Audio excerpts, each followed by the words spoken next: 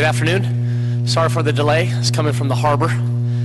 Traffic was brutal on the 110. Today's Monday, August 10th. Welcome to the Public Works and Gang Reduction Committee.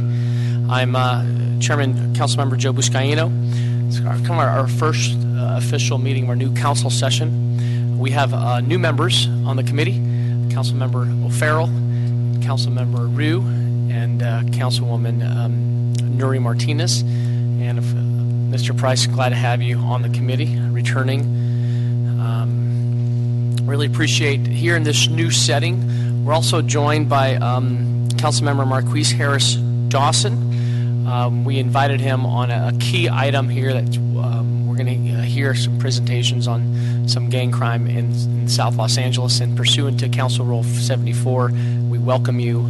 Thank you for joining us, Mr. Harris Dawson. We're here at the Edward Roybal Hearing Room. And we thought that since this is Public Works Committee, we thought it'd be fitting to have our council meetings here in this incredible setting. Commissioner Monica Rodriguez is here, and also Commissioner Heather Repenting, of course. Thank you so much, Heather, for joining us. It's great to be in this room. If I can turn your attention to the agenda, we have a few consent items, and colleagues, I'm looking at taking items 2, 3, 4, 6, and 7 on consent, unless you want to pull any of those items. Again, that's items 2, 3, 4, 6, and 7. Okay, without objection, we'll approve those items on consent. Okay. Let's now take item number 5, and if you can read that into the record. Good afternoon, John White, City Clerk. Item 5, motion Parks Martinez relative to the dedication of the intersection of West 24th Street and South Vermont Avenue as Korean National Association Korean Cultural Center Incorporated Square.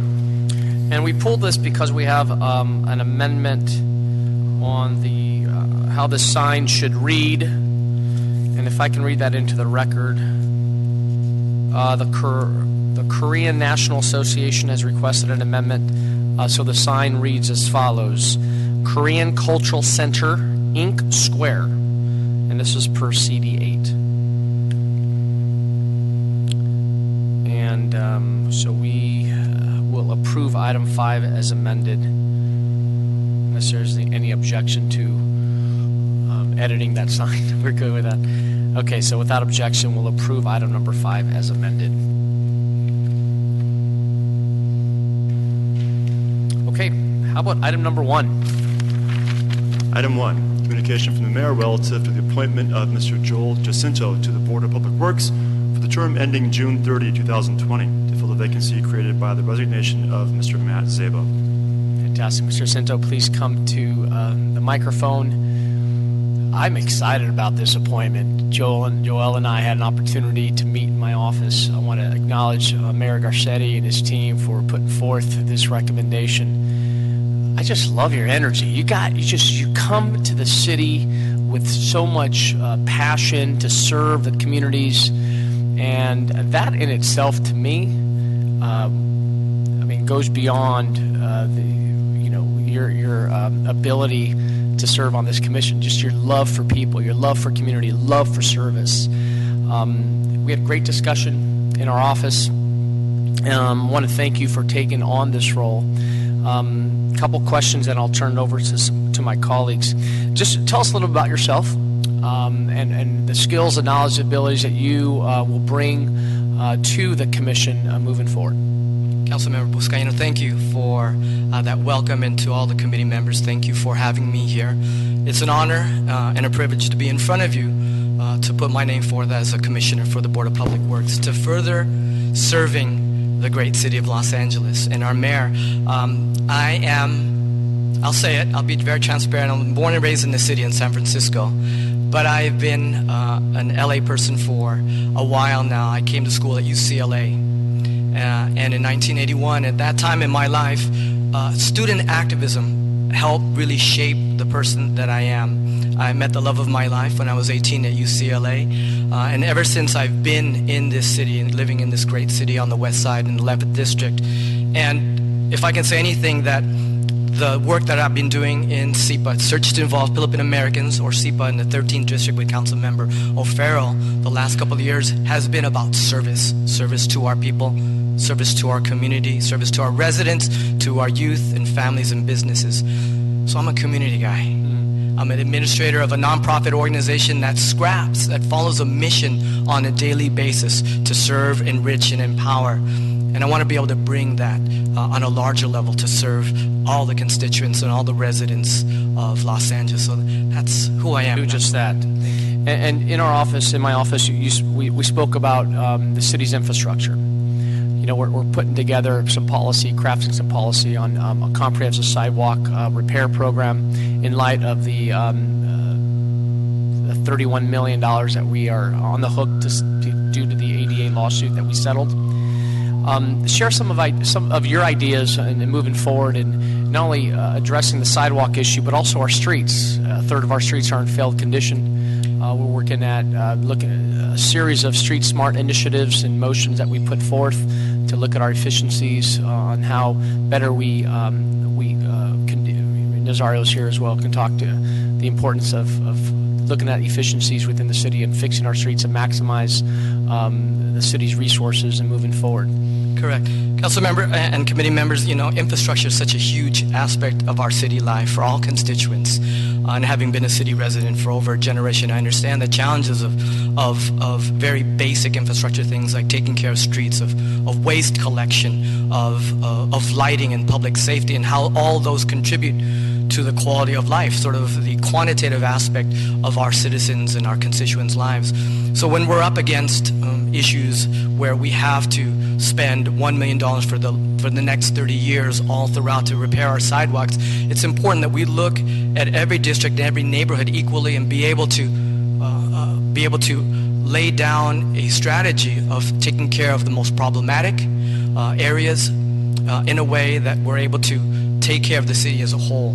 I think street services is important with the paving and making sure that we're working to keep on track with our goals. So metrics are important, and being in a nonprofit, we have metrics that we set ourselves for this fiscal year of how many units of service, how many miles of paved roads are we going to have, how many sidewalk repairs are we going to be able to do. So having those metrics in front of us and working with our general managers and our bureaus to make sure the efficiency of work is the best, and honoring our greatest asset, which are our employees of all our different bureaus, is something, that partnership and that integration is something that we must continue to do and do better. Thank you so much for you taking on this role upon confirmation. It's an incredible opportunity to serve on the Public Works Commission and also serve alongside Commissioner Repenning and Commissioner Rodriguez, of course, Kevin James, and it's just an amazing group of individuals who just love the city and want to do what's best for its residents. So I'll turn over to colleagues. Mr. O'Farrell, he does live in your district, right? He lives in the 11th. In the 11th, okay. SIPA is in the 13th district. That's right. So first of all, thank you, Mr. Chair. It's great to be on this committee. I love Public Works. This is my first meeting on the Public Works Committee, and for the better part of 10 years, I was the Public Works Deputy for my predecessor. So I look forward to doing a lot of great work with all of you on this committee. I can't say enough good things about Joel Jacinto. I have worked with him for 13 years. I look very different from 2002, but he looks exactly the same as he did 13 years ago. So I'm jealous. But no, I always loved working with you. I always loved crossing paths with you because of your energy and your enthusiasm and your love of serving and helping others. And I think just those values alone are going to serve the Public Works Committee so well. And I understand you'll be handling, your specialty might be BOE, which is terrific. I can't wait to give you a tour of the river, my own personalized tour of the river, because we're doing really important things at the Los Angeles River, and I look forward to sharing that with you. And you're in good hands with Gary Lee Moore and everyone over at BOE, and we have a lot of work to do together. And I think it's a great appointment, and I think this particular Board of Public Works is doing really good work. And I wasn't always a fan of the Board of Public Works in previous administrations, but I have to hand it to the mayor for really, and the commissioners, your future fellow commissioners, for doing a great job on behalf of the city on all of these important issues. Nothing really is more immediately relevant to the average resident of Los Angeles than how the neighborhood looks, how it feels, the condition of our public rights of way. So I think you'll, just with your really great ability to think critically and your intelligence is going to serve the body well, and I think it's going to serve the Bureau of Engineering really well. So I look forward to the partnership and working closely with you in my district and here, and I can't say enough good things about the work you've done at SEPA. Executive Director for only 24 years. It's a very short time. No, just kidding. No, good stuff. And I wholeheartedly, enthusiastically support your appointment. Thank you, Mr. Councilmember. Mr. Rue? Yes, like Councilmember Mitchell Farrell, I am very excited to be part of this commission. I'm part of this committee. Public Works is the bread and butter of the city. This is what, especially my district, I've been elected for. So I am very happy to be part of this committee. And for Joel, I am super excited for this. I was happy to get elected, and then the next thing I know, he comes to my office and saying he's being appointed, and I was very, very happy. Not just because the mayor is fulfilling on his pledge to make the city more representative, the elected and the appointed body more representative of how the city is, but because Filipino Americans make a huge part of the city. And also he's a dear friend. I've known him forever. I think I've known him ever since back when I was at UCLA. Joel was a legend. I've known him forever as a dear friend. But the most exciting part about Mr. Jacinto is the fact that he's from the community. He's a community guy. He's going to roll up his sleeves, get in there. I wouldn't be surprised if he picks up the shovel and, starts digging away or filling the potholes himself. So he knows what it means to serve, and that's why I'm so excited that you're going to be part of the commission. Thank you, Councilmember. Thank you. Thank you. Mr. Price. Push the button. Excited about the appointment. Certainly have known you by reputation, not really up close, but everybody else can't be wrong. So we're just really appreciate you stepping up to the plate and coming in at a critical time. I think everyone agrees Public Works that's the bread and butter. Yes. Delivering services to our community is really impacting quality of life. And so having someone there who's from the community, who understands concerns and who's able to build some bridges certainly helps us all. So we're happy to see you there. Look forward to working with you. Yes, congratulations. Thank you, Councilmember. What I failed to mention, I think the most important part of who you are is a loving husband and father. Family first. I love your commitment to your wife and your boys, and I can't wait to see them in chambers. This Filipino American community is going to be celebrating in Filipino Town once we make this appointment. So I'm hearing, without objection, unanimously will approve this item and make the recommendation to full City Council for Mr. Jacinto to be our next Public Works Commissioner. Without objection, that'll be the order. Thank you. Thank you so much. We'll see Thank you, in committee council. members. Thank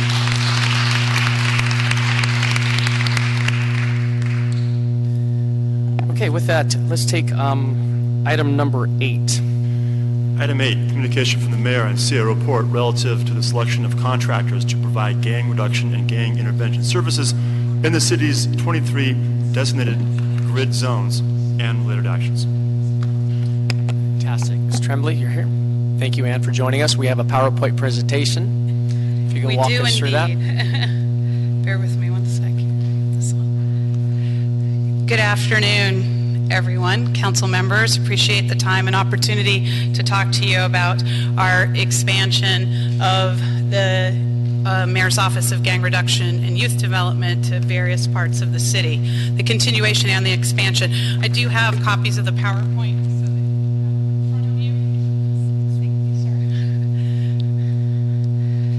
So, go over this with you here. So, GRID's mission is to strengthen community and family resilience to the influence of gangs by fostering public and private collaborations and supporting community-based prevention and intervention services. And we do that through several means. Our agencies working to reduce gang joining, reduce gang involvement among those youth and young adults who are already gang involved, promote proactive peacekeeping, and do incident response with our community intervention workers as well as our GRID team, support the transition of incarcerated juveniles who are reentering the community from confinement, as well as improve communications across agencies, community organizations, and residents, and act as a conduit between the Los Angeles Police Department and the community on issues of gang and gang violence. We also, our agencies work to connect gang crime victims and their families to resources and services.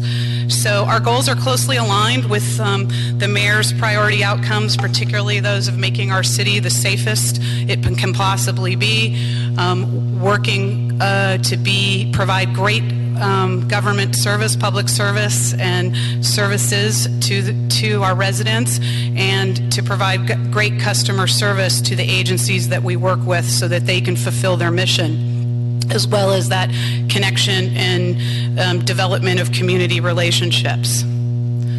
So the key features of our expansion are that we have some new zones and have expanded some of our current zones. We'll now have prevention and intervention services both in 23 grid zones. Previously, we had 17 zones, and 5 of those only had either prevention or intervention services, not both. So we have both services in the areas, and we have the 5 additional zones. The decision and analysis to determine where we would add was very data-driven. We looked at all kinds of crime data, updated our previous community assessments, looked at demographic data, as well as the most recent census to make sure we were going into the right areas. We also have our Juvenile Reentry program, which we've talked about before in this committee, which was grant funded by federal grant funds. But we will now be, once those grant funds are depleted, we will be using general fund money to continue those in 3 particular areas of the city, working with youth and families who are coming out of incarceration. We also have our Rapid Response Gang Intervention Team. This is something new we're trying to cover some areas of the city and gangs that we do not have year-round intervention workers. This will be particularly important as we talk about item number 9 in a little bit. We're hoping that we can use this more nimble rapid response team to help us with issues that have come up recently with regard to interaction between gangs on the city-county line down in South Los Angeles.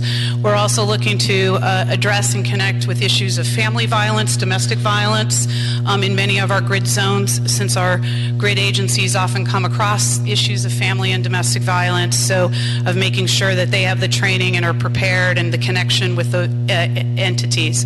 We also have our fall Friday night program where we're looking to pilot at 8 parks in the city, some Friday night programming, teen focus, but also for the full family, the way we do during summer night lights during the summer months. Those 8 parks have been identified for the Friday night fall program? They have not yet. We're working on collecting the data based on this summer, as well as making sure we have coverage throughout the city so that we can take a look at it citywide. So that's still in the works. As I mentioned before, the grid zone expansion was data-driven, and looking at we did see a lot of violence that was outside the old zones, so we redrew those to maximize our coverage. Just briefly, you'll see that with these new zones, we would be covering a significant amount a significant increase in percentage of gang-related crime, domestic violence, as well as non-violent gang crime. So we think we've got the right areas that we need to be in to impact the gang crime issues in the areas outside our old grid zones. So I know this map is kind of small, but you can see in front of you, the red plus the blue together now equals the expansion. So you can see on a map, even though it's small, that there is a significant expansion in geography. So one of the things I'd like to point out, in addition to those key components that we talked about, is that prevention and intervention will now be funded basically equally, whereas in previous years the bulk of the dollars went to prevention, and we believe that this is important, particularly in areas with the high violence or higher levels of violence, that we can increase that level of gang intervention services to youth and families, but also increase the number of community gang intervention workers who can have an impact on that violence. We did increase the minimum salary for the intervention workers, which was previously established to help encourage them. What is that? It's $33,000 a year under the contracts. We also, a higher percentage of our contractors' budgets, we looked at that, made a readjustment, and asked them to increase the amount going to client services versus administrative costs. And we're looking at for our services to youth and families, because as you recall, both on the prevention and intervention side, our agencies provide family case management services to both the youth and their families in 6-month cycles. And so we're looking at over 30% increase in youth and families based on these budget increases and expansions. Okay. Like I said, we're looking to have the Juvenile Reentry project be permanent even after the grant funds are expended. This is key because it's the first time we've had a formal relationship with the LA County Department of Probation, where the probation officers are actually making the referrals, identifying the youth 3 months before they leave incarceration, and our agencies are working with the families to prepare for the youth's return to the community, as well as working with the youth. So we're excited about this, the opportunity to expand it and continue it in these 3 areas, 3 significant areas of the city, and eventually expand it citywide. As I mentioned before, the rapid response team, we're looking at this as a pilot to try this year so that we can go towards that more regional approach that we've discussed before, Councilmember Buscano, to try to ensure that we've got the city-county crossover in particular. So we're looking and focusing on South LA for that, to make sure that we can have access and influence to any of the communities that are on the county side that are influencing some of the gang issues on the city side. So we're working to identify some new intervention workers that we can have as on reserve and or ready to go to work in those areas.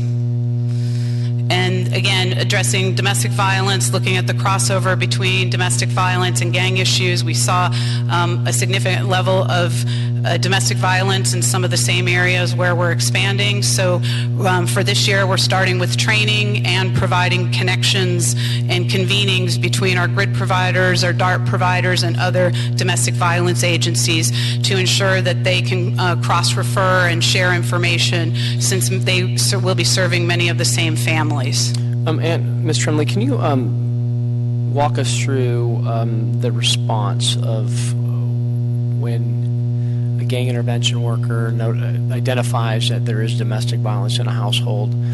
Walk us through the process as far as who they notify. I understand there's DART teams as well, domestic violence programs.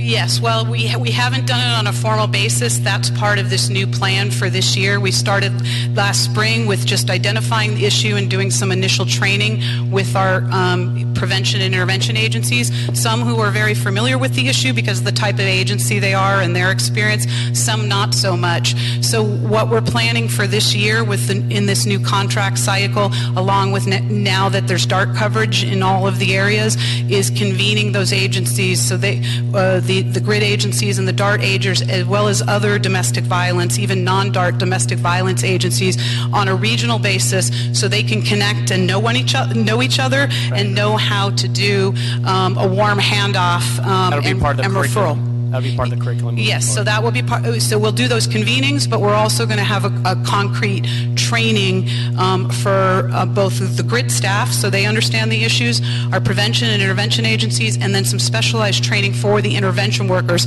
since they're contacting families and those involved in the field, so that they can understand and identify the issue, and then hand it off and refer it off to the appropriate person, since they may not be equipped to deal with it based on their training and experience.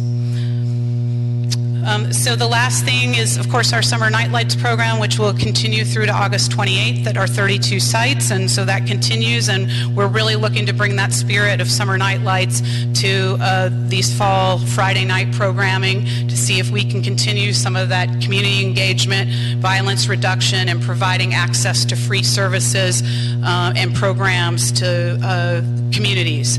And we'll be evaluating that to see if it's something that we can do, if budget allows, on a year-round basis in the future, but we're starting with this fall at the mayor's request. So now I'm going to turn it over to Ruben Wilson, if I may, so he can give you a quick overview of our procurement process. Ruben's the Director of Law and Policy within the Mayor's Office of Public Safety, and he led the procurement for our new contracts. Thank you, Ruben.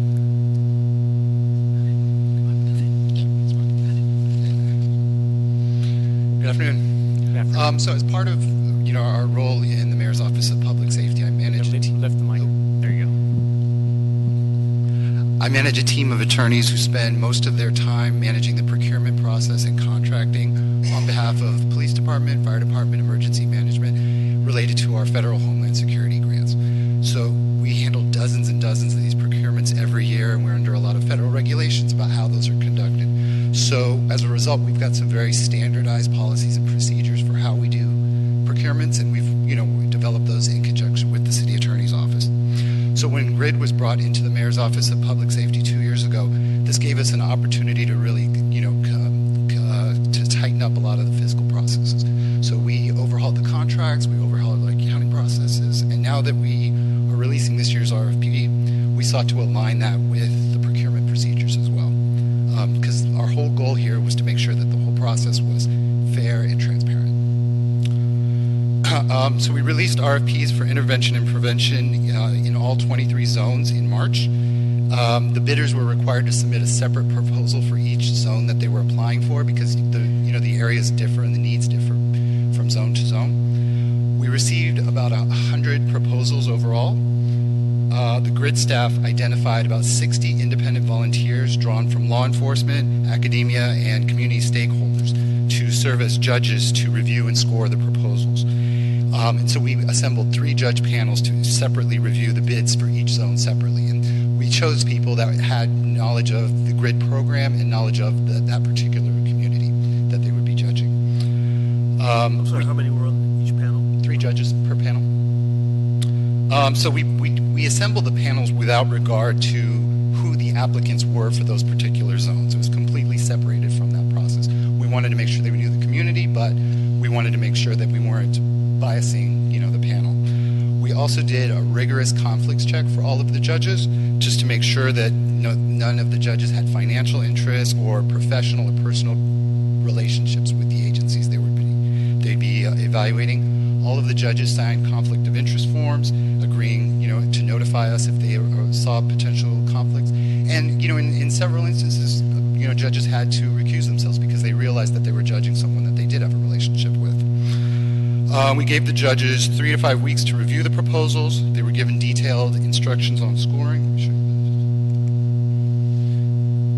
So basically, they were giving point totals on how to score based on project plan, staff experience, organizational capacity, the quality of references, our city's performance evaluations that we developed, for agencies that had worked with the city in the past, and then what their cost proposal was. So then After scoring the proposals, the judges met to deliberate and select an agency to award the contract. Many of the panels elected to interview the candidates before making a selection. All of those selections were completed in early June. In certain grid zones, we only had one applicant submit a proposal. Since those weren't subject to a competitive review process, the grid staff reviewed each of those proposals to make sure that that applicant was qualified to provide the services required for that grid zone. So after we did the awards, the agencies who lost to other bidders were given an opportunity to be briefed on the strengths and weaknesses of their proposals and time to file a formal appeal. We received 8 appeals overall, and then we convened a separate 3-member independent appeal board to review all of those appeals and hear an oral presentation from the agencies. 6 of those appeals were denied. 2 were granted with instructions to the evaluation panel to reassess, what their decision was. In both of those situations, the evaluation panel came back with the same recommendation, and that was approved by the appeal board. So as a result, we have... what were the grounds for the appeals on those 2 appeals? The appeals can be brought if they allege if there's bias or procedural error. Okay. In both of those appeals, the applicant felt that the judges may not have reviewed their proposals very carefully, and they pointed out a couple of things that they wanted to make sure the evaluators took into consideration. So we took that back to the evaluators, and they said, yeah, we did take those factors into account.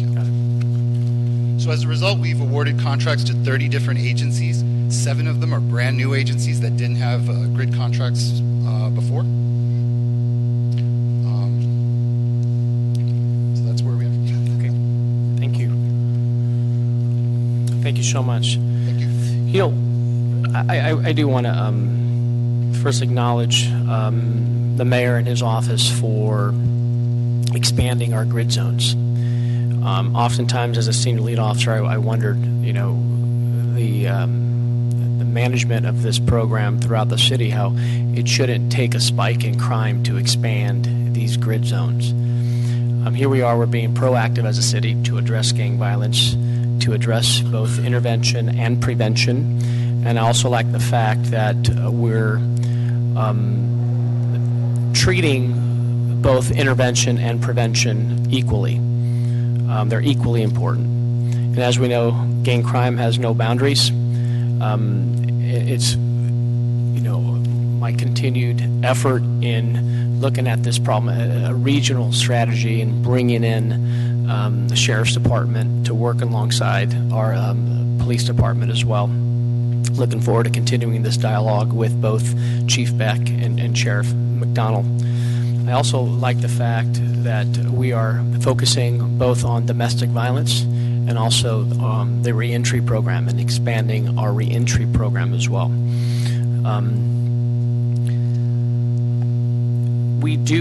We're welcoming 7 new agencies, and I know there's a lot of politics involved in some of these agencies, internal politics, as we all know. And when I met with you, Ann, I like the fact that some of these new agencies that are coming into these specific communities have welcomed other intervention workers on the ground and has forged relationships and bonds with these individuals because they need each other to be successful. So they're not coming in these specific areas with some new faces. And I value gang intervention work. In my years as a SLO, we're going to highlight this incredible documentary this Thursday here at Grand Park at 7 o'clock on LTO, which is licensed to operate, which focuses on a number of gang intervention workers that have been working in South Los Angeles. I applaud this report and these recommendations, and I'll turn it to my colleagues for comment. And Mr. Harris Dawson is here as well. I'll offer him to say a few words. So, colleagues, Mr. Price. Also applaud the efforts. We know it's really, you guys are really in the front line when it comes down to it. The workers at the parks and the neighborhoods and the on the streets really making a difference. But leadership coming from the mayor's office and from your office, I think, is significant also. And demonstrates that there's a desire to really engage, perhaps in some ways that we haven't. On this, the reentry program was interesting, especially as it deals with, I guess, the whole family, per se.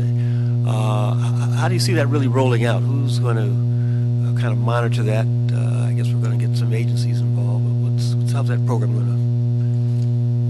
Thank you for your question, Councilmember Price. We have two agencies who are currently covering that juvenile reentry contract in the 3 areas throughout the city, and they are Soledad Enrichment Action and Homeboy Industries.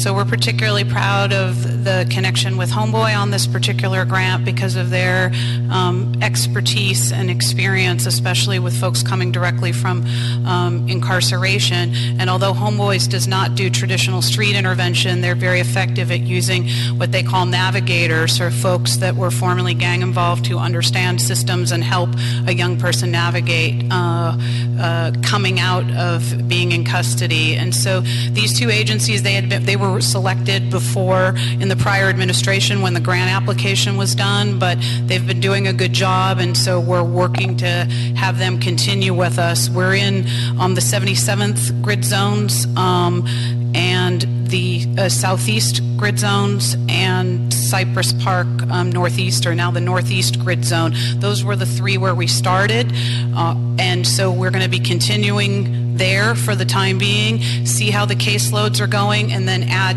additional zip codes.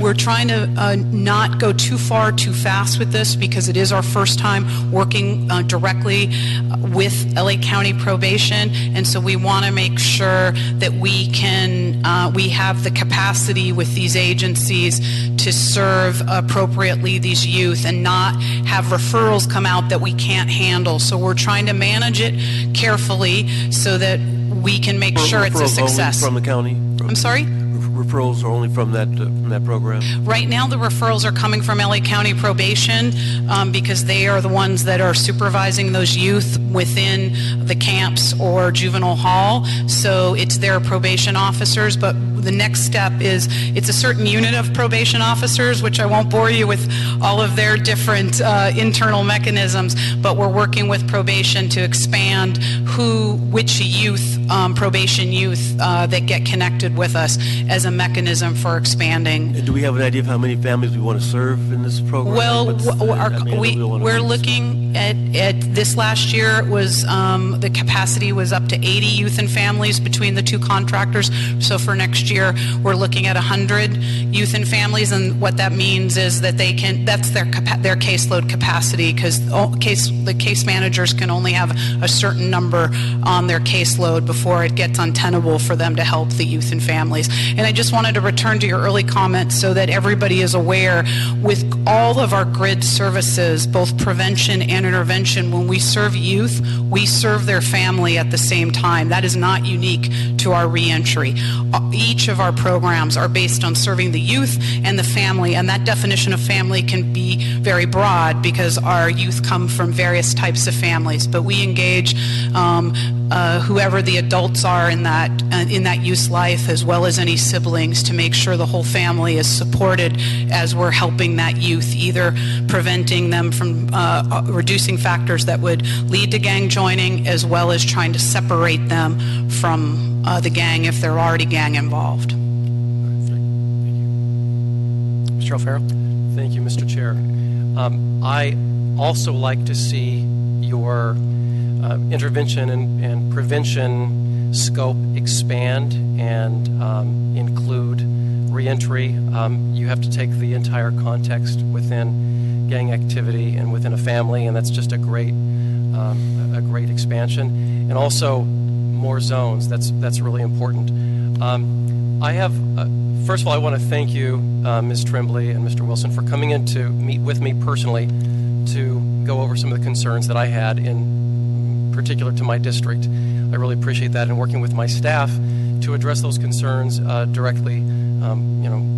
That I had been working with the mayor's office and the mayor himself to address. So I really appreciate helping us through that, and I think we're moving forward to a really good solution in this community of concern. One question I'd like, just for clarification, in relation to your procurement process. You mentioned the judges chosen from law enforcement, academia, and community. Once the panel makes their decision, and they say this is who you should go with for prevention, this is who you should go with for intervention, is that the final say?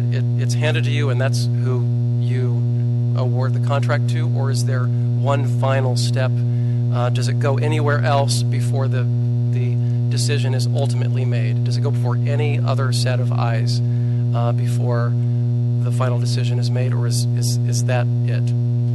Well, we accept the recommendation of the interview panel. My team will sit in on those judges' meetings and make sure that the judges are coming to a firm, clear consensus when they're making that decision. We always want to make sure that everyone's kind of satisfied with that result. And so if our team is satisfied that they did a good deliberative job, we'll accept those recommendations. Okay, so I know that you have pretty much 86% of the previously awarded contractors get awarded again, and then there are some new awardees. So I'm just trying to figure out, the chair mentioned, the politics of it, and, this can certainly be a political process, which is of concern to me, which I've expressed to you.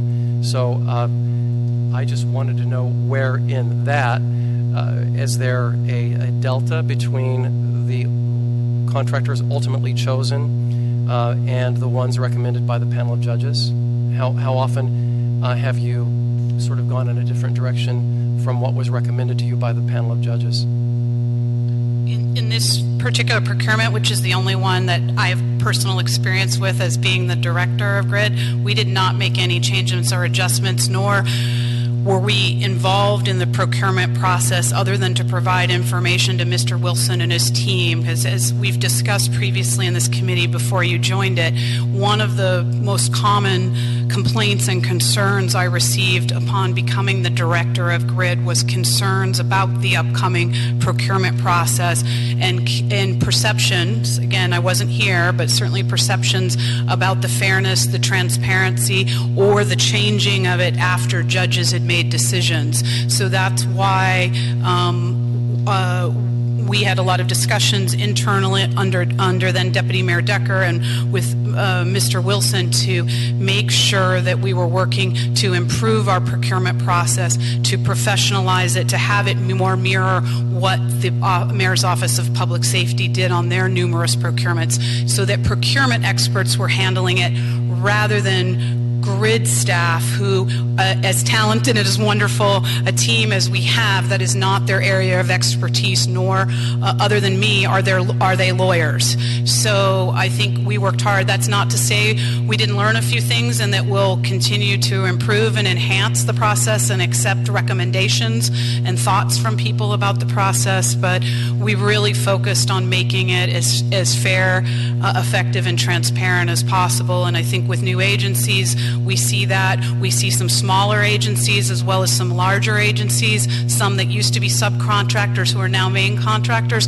So while it may not have been perfect, I think we've worked really hard to make it the best and most effective process we could. And I want to compliment you on that. I think you've moved forward through this process with great integrity, and I compliment you both and your whole team. I think the most difficult benchmark to really address, and I don't have an easy answer, I don't think anyone does, is a pre-existing contractor doing incredible work in a community, building the relationships with the families, the children, those returning from incarceration, the local law enforcement, and even, maybe perhaps the council member, him or herself, and then that contractor not getting chosen again. That's a real hard pill to swallow, knowing the direct results in living them for the past 13 years. And therein lies what we are working on together. And I appreciate your, accommodating that concern on my behalf, because at the end of the day, we want to do prevention and intervention and get people into the mainstream and living a full life to their full potential. And that's what this is all about. So it's in that spirit that I express gratitude for helping me in my particular concern, and I look forward to seeing really positive results. Great. Well, thank you. And I just want to say that that's one of the things that we try to do is make sure that in different areas there's sometimes particular concerns, whether it's yours or in Watts. We've had some particular concerns to make sure that we're sensitive that while prevention and intervention services according to our model are very prescribed across the board, that we also account for things that in particular neighborhoods, whether it's from council offices, community members, or LAPD, particular things that we find a way to support and enhance those as part of our grid model. Thank you, Mr. O'Farrell. Well, the fact that we don't have people here kicking and screaming about this process is evident to the work that you and your team have done. So congratulations. I mean, we still have to get to council, though. So let's Mr. Marquise Harris Dawson, thank you for joining us. I know a number of these contracts are within the South Los Angeles communities, areas that you serve as a council member. Areas we serve together, or neighborhoods we serve together. I want to thank the chair and the members of the committee for allowing me to be here this afternoon and participate in this discussion. I would ask their apologies for not having on a tie and jacket. I'm normally not scheduled for a committee on this day, but this is really an important issue to us in the district. I have really three questions. I'll start with the first and sort of the most troubling, and that is you all know the number of homicides we have in South LA is going up this summer. It is not quite a sharp increase yet, but it's going in that direction. I think we had 3 good weekends in a row. And then yesterday evening, we had our first homicide in, I think, about 3 weeks. And so I wanted to know from you all how you're adjusting or responding to this sort of new reality or emerging reality in terms of your intervention workers in particular, but also how it intersects with prevention. Okay, well, I wouldn't say that anything is cause for adjustment, actually, because whether there's one shooting or knock on wood, 5 shootings in a particular weekend, our team works very, very closely with our contracted intervention workers as well as LAPD on that immediate response. We get the racer alerts that come out from LAPD, but in almost every instance, we'll find out about that shooting either from a call from LAPD or a call from an intervention worker, sometimes within minutes of it happening. The racers tend to come out maybe a half hour, 45 minutes, Commander Tangrides, around that amount of time, but we're already working on the problem. And so we have what we call a triangle protocol with our intervention worker, our grid staff member, our program coordinator who's assigned geographically, as well as with LAPD. And on the LAPD side, both our intervention workers, but particularly our grid program coordinator, works very closely with both the captain as well as line officers within the gang units or gang detectives. So they're in constant communication to get an immediate lay of the land. What's the immediate information? What is the immediate need? On the intervention worker side, if it's a homicide and the deceased is still there, is a crowd gathering. So is there immediate need to sort of quell tensions right there at the scene of what's going on? If somebody was transported to the hospital, they will canvass the area and see what's going on, see what the reaction is, and then start working the phones usually with their different connections. LAPD might have an early theory based on the information they have. Intervention might have the same or different initial theory, and then over usually the next 24 to 48 hours, everybody is working proactively to see how those theories play out and then what the best response is depending on what issues come up. So it's very dynamic, it's very case specific to each particular incident, but it's all about communication among those partners. Some intervention workers have good enough relationships with certain folks in LAPD that they might have direct contact. In other areas, the program coordinator from GRID is always the conduit because it really varies among intervention workers and their comfort level. And so we have sort of that short term, and then as a week or so passes, we might have a more medium or intermediate term discussion about what response is. Is this part of a developing feud? Is it a one-off? Was it mistaken identity? Was it really not gang related? Was it a dope transaction gone bad? Was it domestic or domestic violence related? We see a whole variety of things that come into play, and then it also depends on how quickly does LAPD identify or not identify a suspect and make an arrest. That can have sort of a different train and outcome. Is there a funeral? Is it going to be a high-profile funeral? So those sort of more immediate, and then longer term, looking at how we can impact that different community when there is, say, an increase in a particular neighborhood. And so I'll give you an example. Last year, before you were elected, in the Harvard Park area, we had a series of incidents. There was a lot going on there. You're nodding, so I know you're familiar with it. And so we did something unique there because of the connection to the park, which has worked with LAPD and Rec and Parks on a series of Saturday events to make sure that folks realized that the park was safe and a positive place. So we kind of infused it for 4 weekends, 4 Saturdays, with some extra services, which was something we'd never done before, but we felt like it had a positive impact both on the violence, but also increasing that sense of community and comfort level. Because sometimes even if the absolute numbers, the percentages may be going up, but if you look at the absolute numbers, I think Commander Tim Greedy's will be talking about this in item number 9,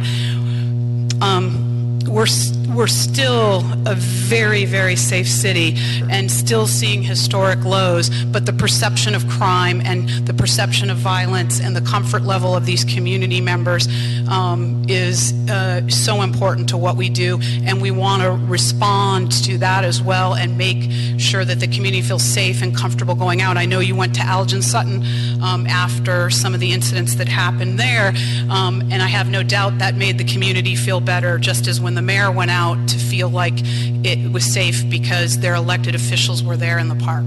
Sure, and last night we were at the site of the homicide on Florence and Western, so we'll continue to do that.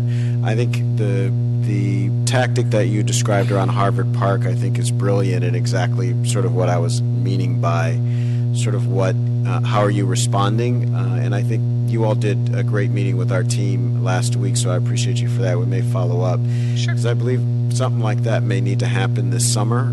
Right now that's happening spontaneously with community members who are disconnected from the intervention strategy. My second and kind of third question hang together, so I'll ask them together. In the procurement process, which I think I also applaud you all, I am new to this council, but the chatter around the contracting time was always very loud. Even if you weren't here on the committee, you could hear it. And this year it was markedly lower. So I compliment you all for that. One question I do have is, on a number of occasions during the summer, as we've been out in the neighborhoods, there are sort of people who seem like they're caught up in the transition, or they fell through the cracks in the transition, mainly intervention workers that we know, and they're widely known in the community. And so I just wanted to hear from you all what your strategy is to make sure those people get involved, even if they may not be a part of the initial contract, the organization that won the contract. And my last question is, the Summer Night Lights plank of the GRID program is very, very important to us. During my time at Community Coalition, we helped develop that program at Jim Gilliam Park. And I was always struck when our very first conversations with people who would later become what we now call interventionists, they said, look, at the bottom line, our ability to be successful at this is how many of our guys can we recruit out of gangs into jobs.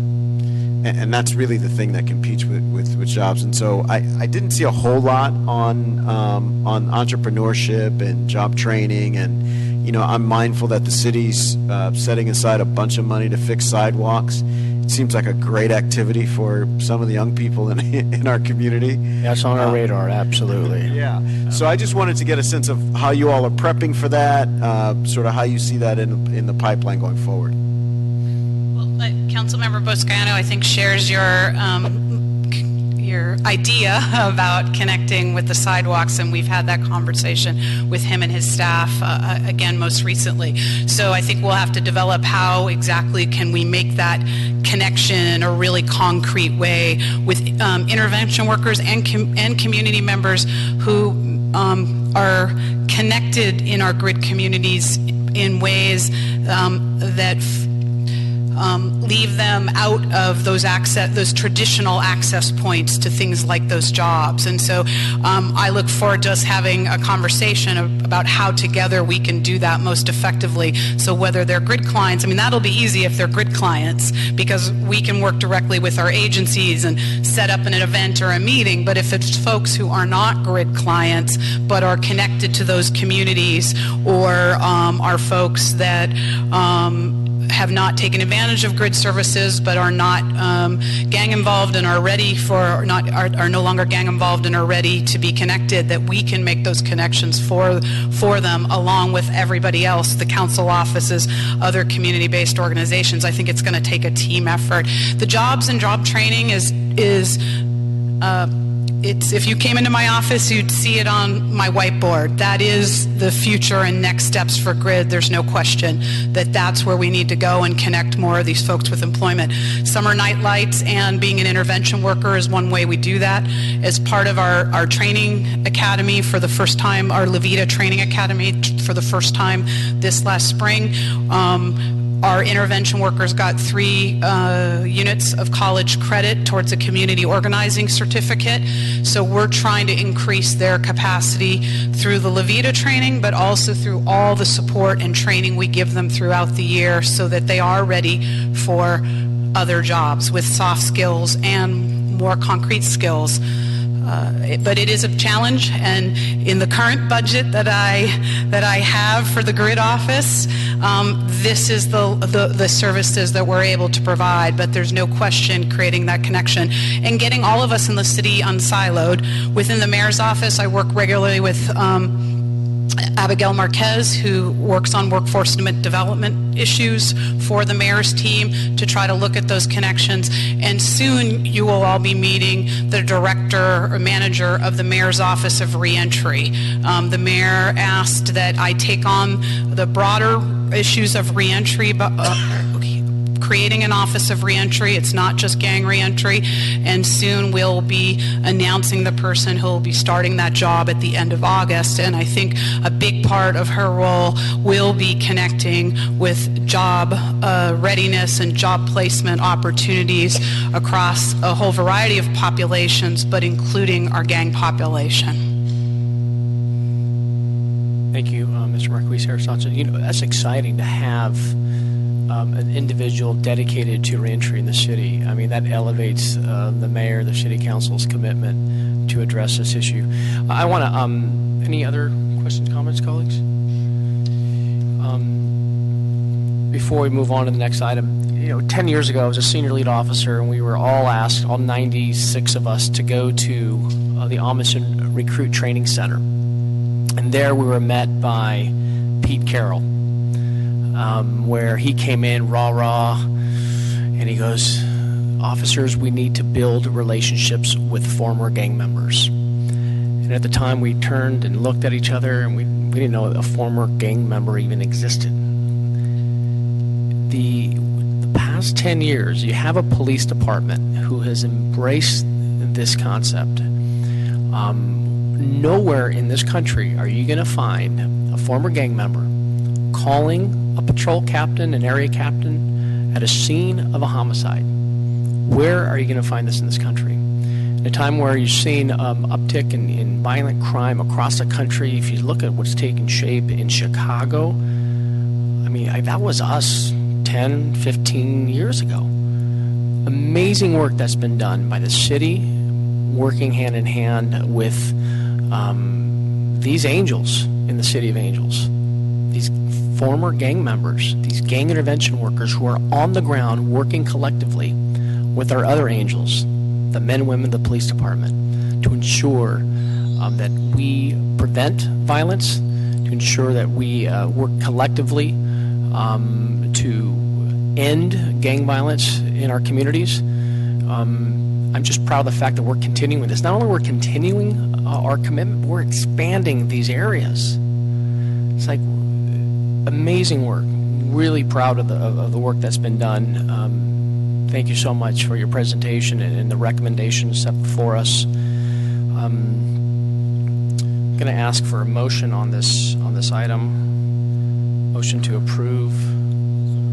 Okay, Mr. Price, thank you for the motion. A second to approve, Mr. Rue, thank you so much. So without objection, we'll approve item number 8 and move that to council. John, when will we see this in council? You'll see it in council tomorrow. Okay, very good. Thank you so much for your work, and really appreciate your commitment. Okay, our final item number 9. Number 9, LAPD and the Mayor's Grid Office to present a verbal report for discussion relative to the status of and the response to recent gang violence in South Los Angeles.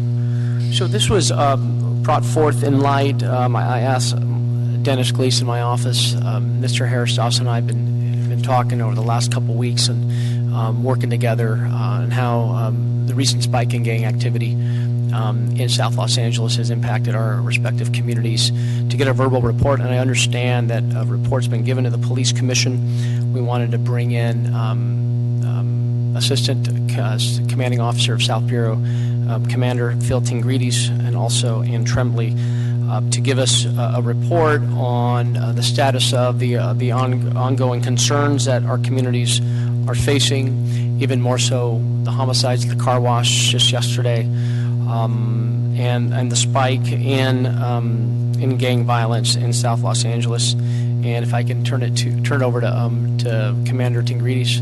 First and foremost, thank you for all that you've done. We hated to lose you in Southeast, but you didn't go far. And the work that you've done, most recently being acknowledged from the White House in the State of the Union address, sitting with the First Lady.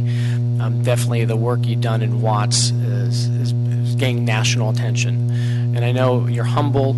It's not about you. You made it clear, but the relationship that you had, you continue to have in Watts and with community-based organization, gang intervention workers. Thank you for being here and giving us a report on, giving us an update on the uptick in gang violence in South Los Angeles. Thank you, and thank you, council members, for allowing me to come here and talk. First, let me apologize because I'm going to talk about numbers, and sometimes when you talk about numbers, it takes the heart out of it, because I know each one of these numbers is a living person. But part of what I'm trying to do is paint a picture that at times we have hype. We got a lot of hype this time over the social media with the 100 days, 100 deaths. This is not the first time I have seen social media come in with that same type of concept, and it brings a lot of attention to something that quite frankly needs the attention that it got this time. The reality is that Operation South Bureau is having right now its lowest number of homicides that we've had in the last 5 years. Kind of ironically, the biggest increase in homicides in South Bureau right now is in Harbor Division, from 5 last year to 8 this year. 77th is only one over what they were last year at this time. And 77th has been kind of the focus because they have had the most conflict that has been the most difficult for us to intervene in that conflict. Some of it's because it's between gangs in the county and gangs in the city. Some of it is because the grid is just starting to get established over in there, and so we're having to work up new relationships. Some of it is because you have youngsters that are coming in and trying to take over from where some older folks are moving out of the gang life and into the trying to stop the violence. So there's a lot of reasons around it. One of the great things with grid is that we are getting information now that we didn't used to get because we have relationships. And I think if you take a look at the questions that were asked on the agenda for today's meeting, what's our response? And I think the LAPD has always said what's working, what isn't. So what isn't working? Going out and just making arrests, that's not working. What is working? Relationship building. And it's the relationship building, the partnership building that we did specifically in Watts through the Community Safety Partnership Program. And I know the mayor talked about an expansion of the Community Safety Partnership Program into Avalon Gardens and Gonzaga Village. The transfer that became effective yesterday fully staffed both of those housing developments. So we now have fully staffed Community Safety Partnership programs in 5 public housing developments in Southeast area.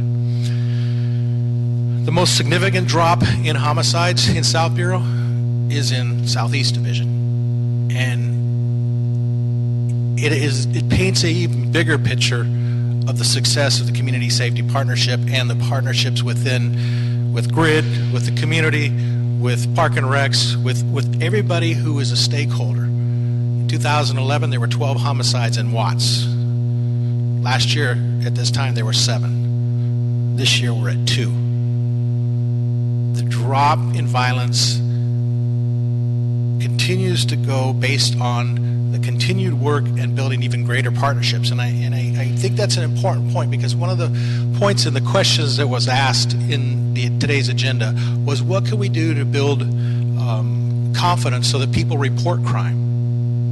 And that has probably been one of the most successful points of the Community Safety Partnership. And it hasn't come through making arrests. It's come through going out and getting involved with the community, building relationships with people so they feel comfortable, focusing on the youth, on different programs to bring the youth together to trust the police so that our next generation will not have the complete distrust that last generation had with LAPD. And so I think it's important to look at the numbers so you can see that we don't have the spike that was painted in the social media. We did have a bad weekend. We've seen those before. Some of those were related and some weren't. We had a shooting about 4 weeks ago at Broadway and 101st Street. And the victim of that was one of the top tier folks from Main Street. And ultimately, there was a funeral that was part of all of that violence. So shortly after that homicide occurred, there was another shooting that we automatically assumed was related, and it turned out not to be at all. And so one of the gifts that we get from GRID and the relationships with gang intervention folks is being able to better establish what is behind some of the shootings so that we can focus resources in the right places. When we just think we know what's going on and we start putting suppression into the areas where we think it is and we're wrong, we now end up making another neighborhood feel like we're just picking on them for nothing, because most of the folks in that neighborhood know they didn't do or weren't involved in what happened over in this neighborhood. So it's more of a perception problem, what you're telling us. If you look at the number for us, as you mentioned, 1 is one too many, right? Well, first, let me make really clear, it's a huge problem. It is not a problem that is different than we've had for the last number of years. However, it got a lot more attention this time because of the social media arm of it. So what's the police department doing to address the perception via social media? I mean, you have officers there that are monitoring the activity on social media. Can I just add to that? Yeah, go ahead. The Professor Chair, I've been on and off with the Facebook all morning because a number of people have pictures of the body from yesterday online, and we know that this exacerbates tensions and it's sometimes looked at as a provocation or calling someone out when you show a dead body. I can't get Facebook to take it down. We have found in the last couple of years we put more resources into social media, and we have found that there is a tremendous amount of gang activity, just exactly what you're talking about, that poking, the derogatory comments from one gang member to another gang member. There's a lot of violence that occurs in different communities as a result of what goes on Facebook. And if you can't get it taken down, I know we can't. We do monitor it, and we do try and place resources in areas where we think violence might erupt because of what's being said in social media. And so we're using social media as a tool for placing suppression in different areas so that we can prevent crime from happening. But I don't believe there's anything we can do to stop it from occurring. Marquise, I saw that post as well. I was appalled to see those murder victims there. It was just, I can't believe the 2 bodies posted on Facebook at the car wash. And it was just disgusting. It was immoral. And normally Facebook is good at responding to that and taking that stuff down. Those pictures were taken prior to the officer's response yesterday, and you mentioned kind of a question about the car wash, and I believe that was at Crenshaw and Florence, Western. Okay. I had thought it was the one at Crenshaw where we had the other shooting that occurred. One of the things that I want to take a look at is one of the first points of information that I got afterwards was that car wash, and I know the one at Crenshaw and Florence is also a hangout for specific gangs. And so I'm going to be getting with Captain Palka from 77th to work with the city attorney's office. We have a city attorney unit that works on abatements for gang locations who is just phenomenal. And Stephen Gould has been very aggressive at trying to deal with situations like that. So we'll get them to take a look at it and see what we can do. Because I think there are some locations where gangs have kind of taken over that location and the community is too afraid to do anything. And we either don't find out, or when we do, everybody just kind of looks at it, well, okay, nothing we can do. Well, there are things we can do, and so it's a matter of focusing on those to see what kind of actions we can take.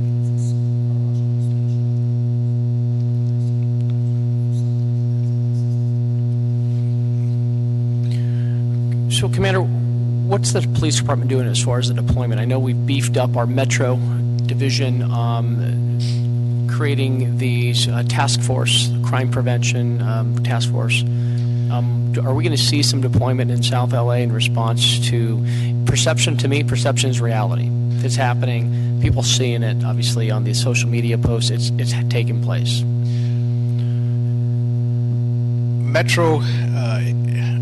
Metro has expanded very significantly.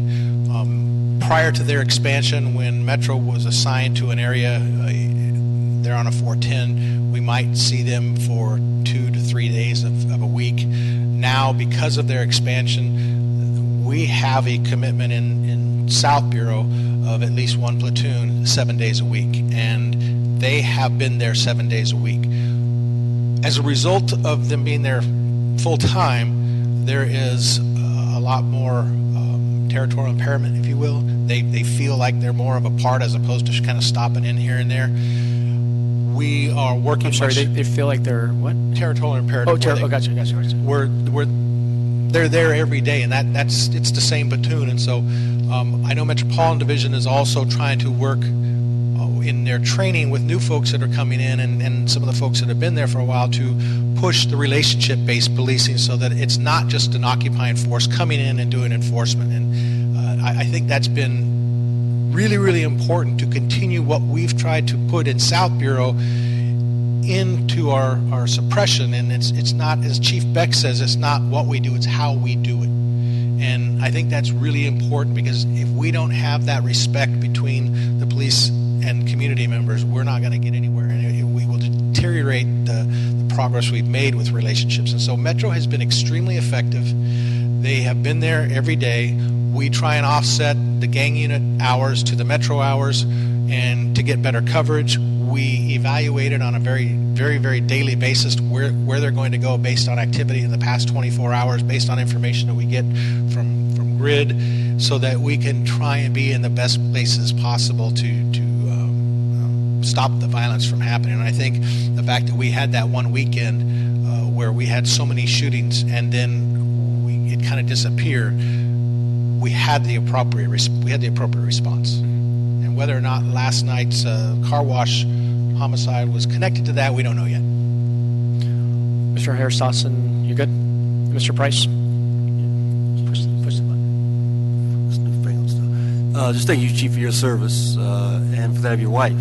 She was a hero, and we know that you both are committed to the community, have been, and just appreciate the service. And I agree with you. I think collaboration is important. Communication is important. In that 100 days, stuff came up. I had a chance to meet, Ann and I were at 77th with Chief Scott and dozens of intervention workers, just trying to quell the rumor and then get the word out. And I think their effectiveness is really what helped calm the situation, because folks were afraid. I mean, you see it on the internet and you believe it. And so I think it's important for us to also be conversant on the net. And you mentioned that you're surveying it and monitoring it.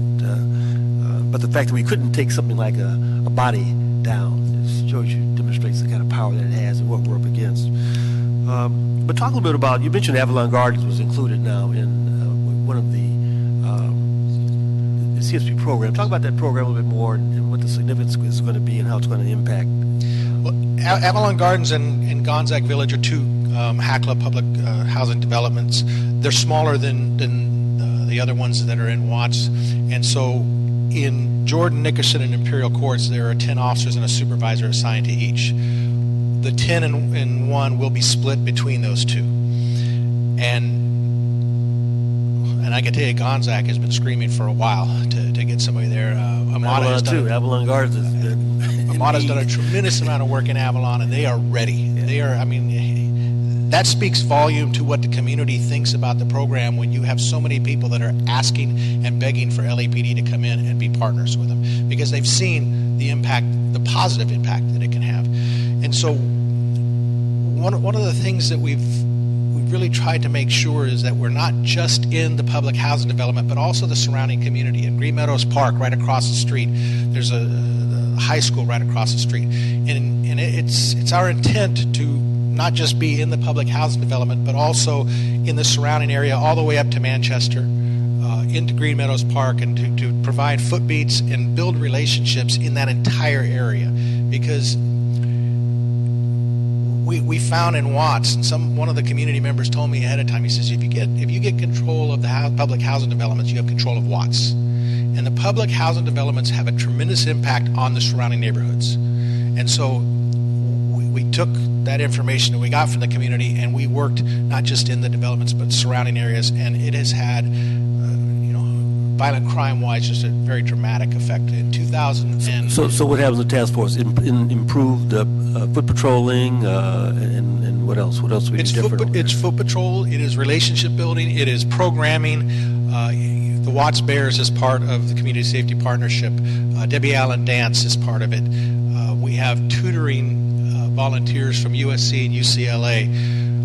We have also, you have officers walking these kids to school, checking up on them, right? Checking their report cards. Safe passage meeting programs. With teachers. It's incredible, right? We added this year to the Watts Bears a summer school, because we recognize that every program has a purpose to it. And as an example, the Watts Bears, the purpose between the Watts Bears was, first of all, to bring kids from different public housing developments that had been gang enemies over the past several decades, and to bring them together to one field to be there to support their kids playing football together. Also to work on self-discipline. Our first Watts Bears game, they had 250 yards and penalties for unsportsmanlike conduct and unnecessary roughness. And within 5 games, that was gone. To be team building, to get self-confidence. And the education piece is also a part of it. So in our 3rd year of the Watts Bears, we now have a summer school that all of the kids have to go to and participate in. And that's just an example of one of the programs that we've brought in that has been very, very successful, and has taken some parents who didn't trust the police at all and just turned their mindset around to see us in a very different light. Mr. Root. Commander, thank you so much. Thank you very much for your presentation and your empathy for what's going on. I just had one quick question. I think in your presentation you said the crime rate is going down compared to last year in South LA area? Homicides. Homicides. Okay. And we're up across the city in aggravated assaults. And there's a lot of reasons for that. There's a lot of variables in there. But when you look at homicides, the numbers are really pretty exact. Okay. And I think One of the main reasons that I came prepared to talk specifically about homicide numbers is because the question before me was the spike in gang violence, and generally that is the result of homicides. Thank you for the clarification. Ms. Tremblay, some response on the gang intervention piece in response to the uptick, the social media blast that went out. What are the men and women out there who are on the streets doing to address these concerns, and specifically the recent gang shootings in South Los Angeles? Sure. Thank you for the opportunity to talk to you about this as well. As I said before, and it's similar to what Commander Tangrides said, is that when these incidents happen, there are certain weekends where there's more or less, and our intervention workers and our grid team are there, whether it's one or multiple. And this particular weekend and the 100 Days, 100 Nights certainly added to some of our response because it was causing so much fear in the community. So a couple things happened right away. Deputy Chief Scott, Commander Tangrides' partner in South Bureau, called an emergency meeting together. Councilmember Price was there. Staff from Councilmember Harris Dawson's office were there, as well as from throughout South Bureau, to have us all come together with intervention. LAPD, the Sheriff's Department was there. Everybody come together to talk that we don't always get to do. It was a long meeting, but I think the meeting after the meetings are usually the most important part, where folks can connect and communicate. So all of us coming together to talk about how our intervention workers could respond and help PD in response to this. So I think a couple takeaways from that meeting for me were, I have on my list also in my office of finding some folks that can come in right away and do some training with our intervention workers on social media, because there's different levels of savvy among our intervention workers on how to access and what to see and what to do. I'm definitely heard loud and clear from others the same concern about how can we get some of these posts taken down when it's something as significant as that.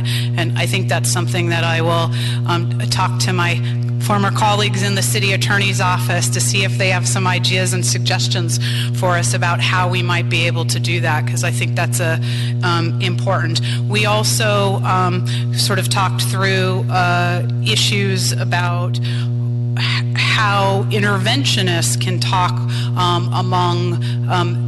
in their work among folks that are doing that, and use their influence to stop people from posting these things, to use their networks to sort of self-regulate the way they do their rumor control and proactive peacekeeping on the streets, that they could do that within those of them that do use social media to discourage that type of activity, to reach out to discourage that so that that doesn't increase.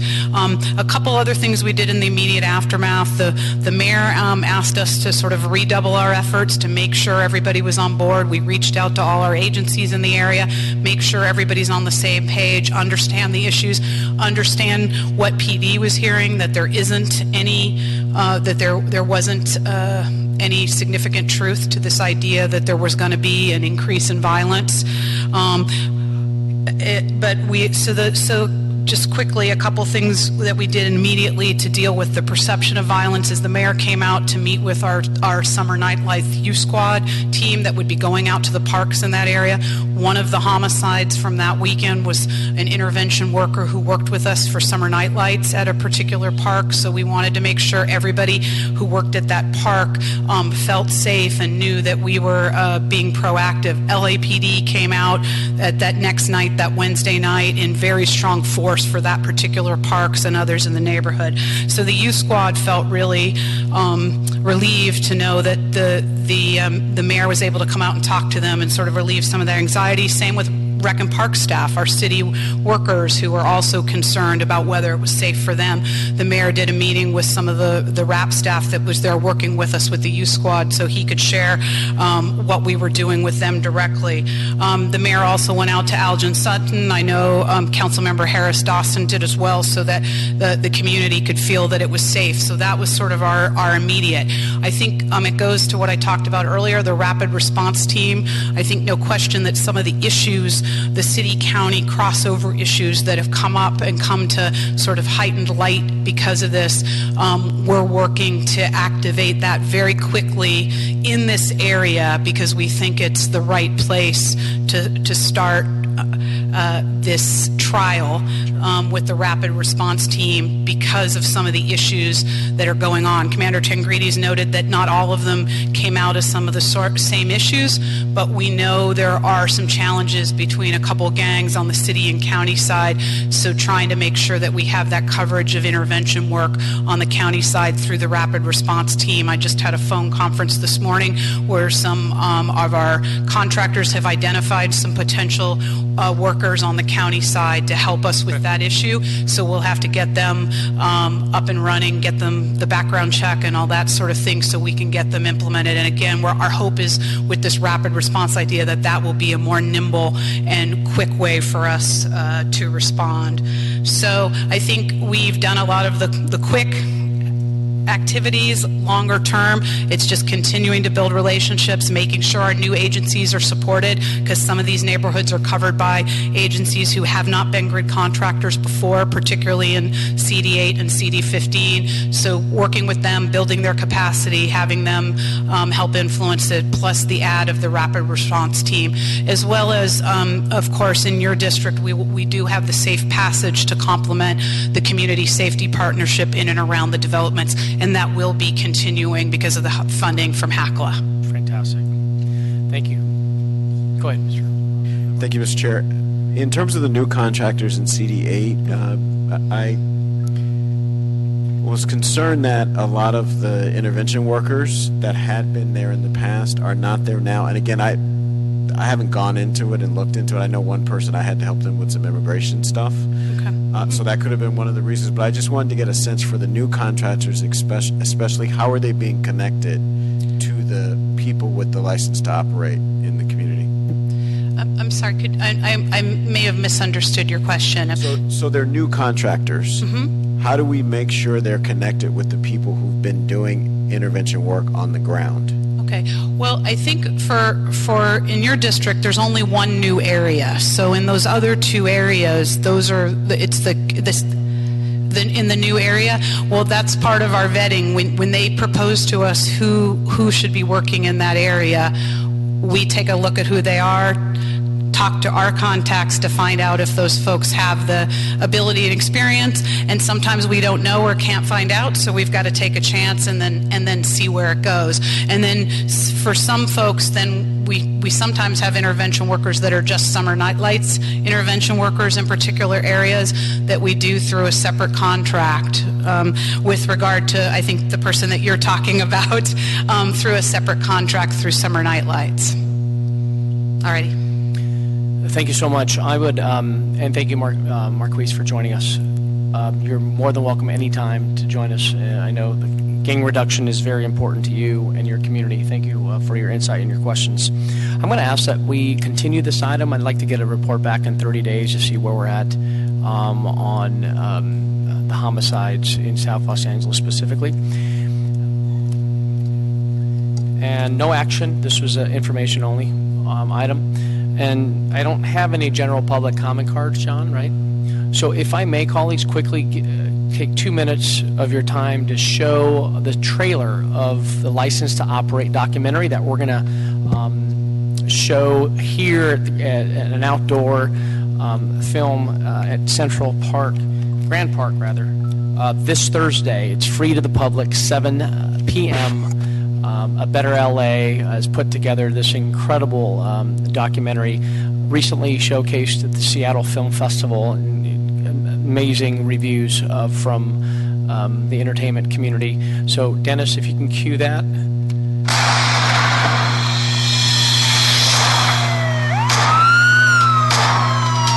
Summer speaks for itself. Hot as a motherfucker. It's summertime, so it's killing season. All the leaves are brown. He used to always be the most deadly person there is. He'll shoot you right where you stand.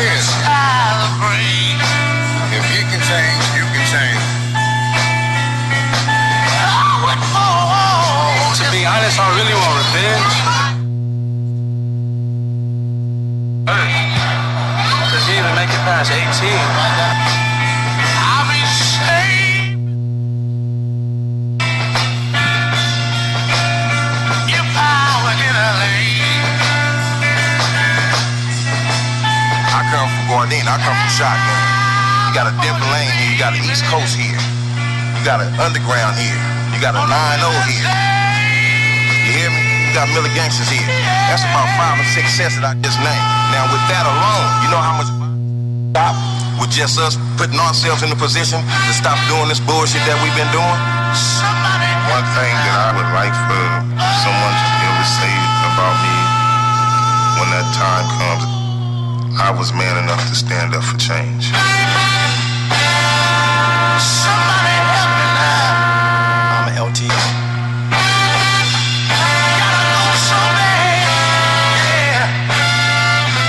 This Thursday, colleagues, please join me.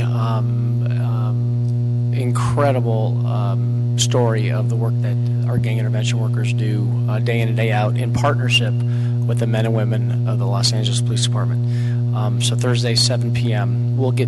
My office will be sure to get you all the details. So thank you so much. This Public Works and Gang Reduction Committee is now adjourned, and we'll see you tomorrow in council. Thank you.